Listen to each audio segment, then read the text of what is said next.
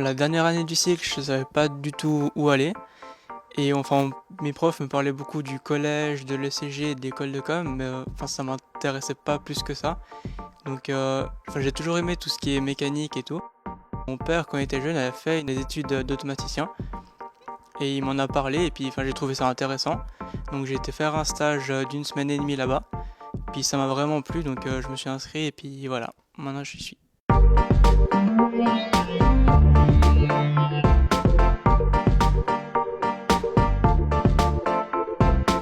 Je me voyais ni aller au collège, ni aller à l'ECG, ni à l'école de com.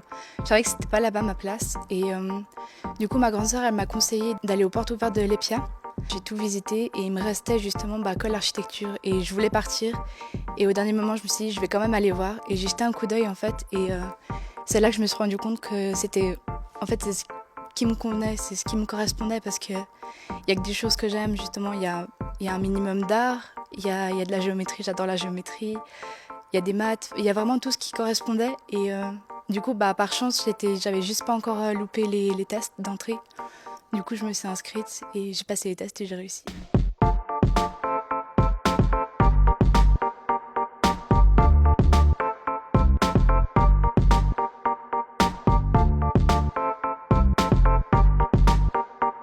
Comme j'étais non promu à la fin du cycle, j'avais pas grand choix en fait. Soit j'allais à l'école de commerce ou soit j'allais à l'ECG. Mais l'école de commerce, ça m'intéressait pas du tout. Donc j'ai choisi l'ECG. En plus, il y a une ECG juste à côté de chez moi, Henri Dunant. Donc j'ai été pris et puis ça m'a pas. Mais moi je me disais, si je vais au collège c'est bien, mais enfin, je sais toujours pas quoi faire après quoi. Donc, enfin, en fait, le collège c'est bien si on sait exactement ce qu'on veut faire.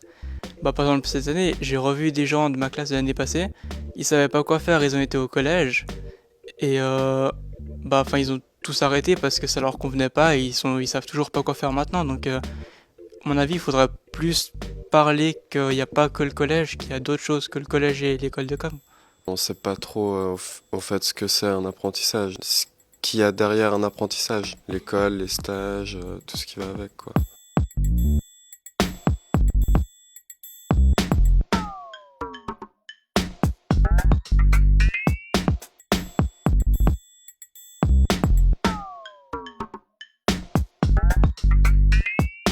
C'est vrai qu'il faudrait montrer et dire aux élèves que même s'ils sont en CT et qu'ils sont pas forcément bons à l'école, que c'est pas pour autant qu'ils auront pas d'avenir. Au contraire. On a tout autant de chances de travailler puis d'avoir enfin, le même salaire et le même plaisir à aller travailler qu'en faisant le collège ou le CFPC ou n'importe quoi. J'avais vraiment aucune idée de ce que je voulais faire plus tard. J'ai une super assistante en fait qui m'a proposé un grand choix de stages. Je lui ai dit ce que j'aimais, mes passions, mes hobbies, enfin tout ça. Et puis elle a sélectionné pour moi des stages qui pourraient éventuellement me plaire, dont un stage en fleurie justement, mais plein d'autres stages aussi qui m'ont beaucoup plu. Mais c'était vraiment le stage qui m'a le plus touchée en fait.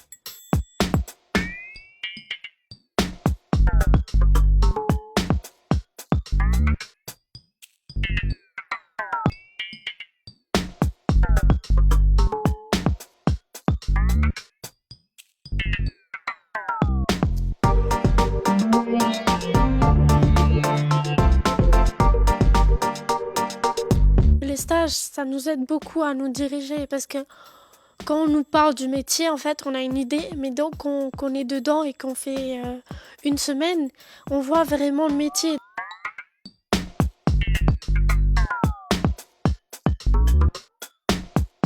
Et puis aussi, ça fait de l'expérience. On se rend compte qu'il y a des choses qu'on pensait ne pas aimer, finalement, c'est pas si terrible. Et puis d'autres choses qu'on pensait aimer, et puis en fait, on les aime pas du tout. Donc, ouais, je pense que c'est intéressant, les stages, c'est le meilleur moyen.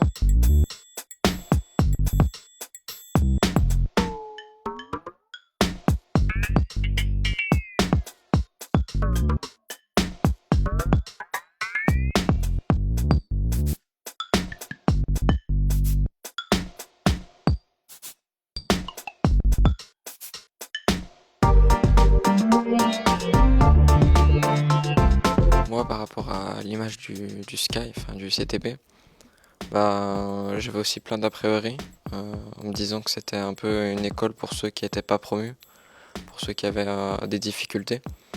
Mais maintenant que j'y suis, je remarque que c'est vraiment, comme le disaient les autres, un endroit où on peut apprendre à vraiment trouver une place d'apprentissage et à faire le métier qu'on veut.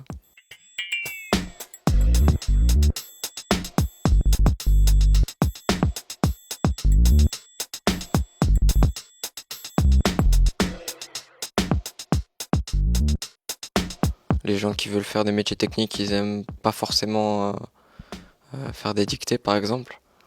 Et maintenant qu'on a des cours pratiques, on est un peu plus heureux d'aller en cours, on a plus de motivation.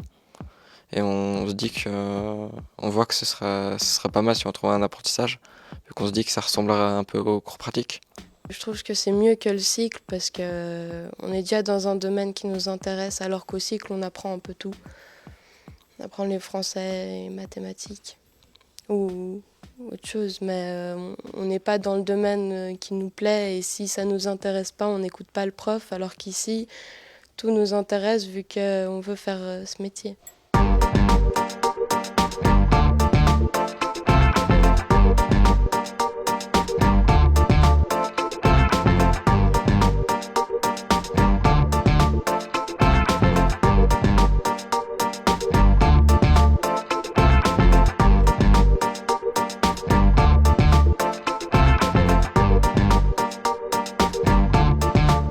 En préparatoire, au lieu d'avoir 3 ans à lui, tu fais 4 ans.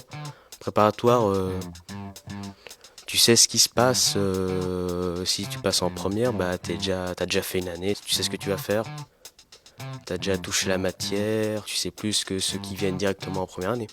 Moi, je conseille vivement, même si on a un projet, mais qu'on voit que c'est trop compliqué de passer du cycle à l'apprentissage, pour les gens qui sont encore un peu, s'ils sont pas sûrs d'avoir un contrat ou même si savent vraiment pas quoi faire, qu'ils aillent au CTP parce que ça les aide en fait.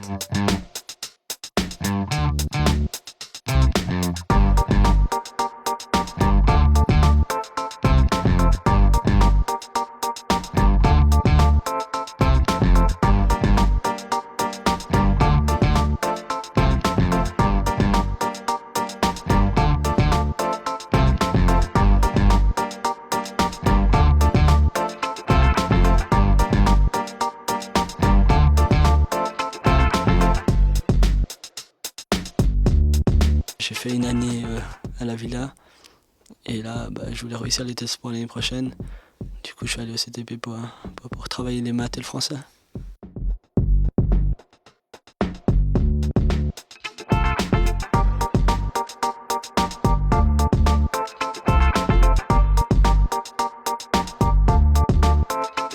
C'est pas que je recommande pas, mais si c'est quelqu'un qui est aussi perdu que moi, je lui recommande que directement se lancer dans peut-être un apprentissage et signer un contrat et peut-être après être déçu comme Lucas.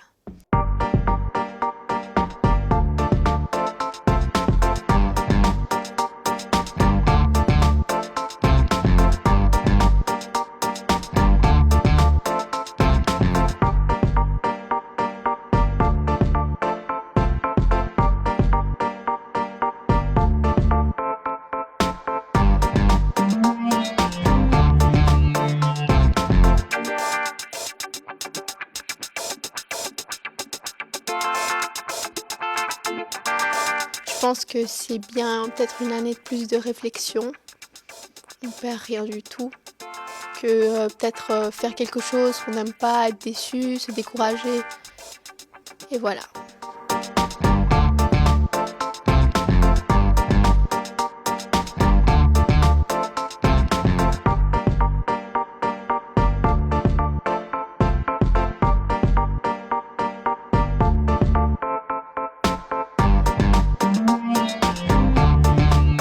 Maintenant, à Lullier, j'ai l'impression de vraiment faire quelque chose de concret, d'être vraiment sur des rails, d'être dans le métier. Je suis déjà en action, si vous voulez, parce qu'on a beaucoup de cours de pratique. La plupart du temps, c'est des cours de pratique. Et ça nous met vraiment en situation et on peut vraiment se projeter dans l'avenir et se dire voilà, c'est ça le métier de fleuriste, c'est ça peut-être mon avenir ou c'est ça. Enfin, ce qu'à l'ECG, j'arrivais pas à me projeter. Quand on est toute une semaine assis derrière un bureau en train d'écouter ce qu'un prof dit et que ça nous intéresse pas forcément, mais quand on voit la réalité du terrain, en fait, on fait le lien entre la théorie et la pratique. Moi, en tout cas, c'est ça qui me motive à justement bosser ma théorie pour acquérir les compétences qu'il faut avoir. Et là, je sais maintenant exactement que si je fais le calcul professionnel, c'est pour pouvoir faire une perfusion s'il y a des problèmes avec les machines ou des choses comme ça, quoi. Donc c'est vraiment utile. Quand tu te dis, tu sais pourquoi tu fais les choses, bah, ça me motive à faire les choses. Comme tu disais que c'est quand même quelque chose qu'on choisit, on a une motivation qui suit et on a envie d'écouter, on a envie d'apprendre, on a envie de réussir. Et du coup, c'est ce qui fait que bon, maintenant les maths, c'est plus trop un problème.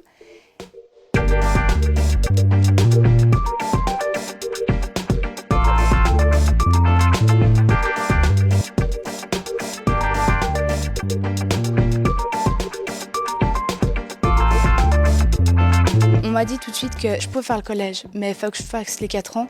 Et après avoir fait les 4 ans, en fait, il faut que je fasse une année passerelle pour atteindre l'EPIA. Et je me suis dit, c'est bête de perdre du temps là-dessus. Et on m'a dit en plus qu'il y a des bases que j'apprendrais au CFPC et pas au collège. Du coup, des fois, je me retrouverai embêtée à l'EPIA parce qu'il me manque certaines bases. Et du coup, ça me paraissait plus évident de choisir le CFPC parce qu'on évite de perdre une année.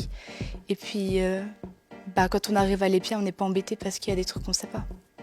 Et là, ce qui est bien, c'est que c'est comme si on avait un travail, en fait, mais pas avec autant de responsabilités. On se lance à moitié dans la vie active, mais pas encore totalement. C'est comme une passerelle, en fait. Puis ça, je trouve ça bien, quoi.